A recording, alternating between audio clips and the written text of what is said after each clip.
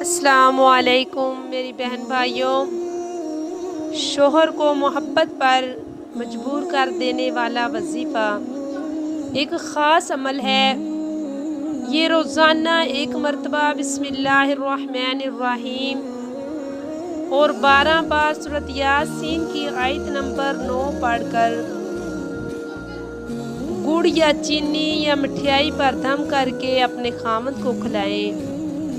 चीनी को खाने या चाय में या पानी वगैरह में मिलाकर भी दे सकते हैं। खामद के दिल में बीवी की मोहब्बत घर जाएगी। रोज़ाना वो अपनी बीवी के अलावा दूसरी औरत का नाम ना लेगा। खामद बीवी के दिल में अपनी मोहब्बत बढ़ाने के लिए ये भी अमल कर सकते हैं। वजअलना मिन बैनी ऐदीहिम सद्दन व मिन खल्फिहिम सद्दन फअग़शयनाहुम फहुम ला युबसिरून।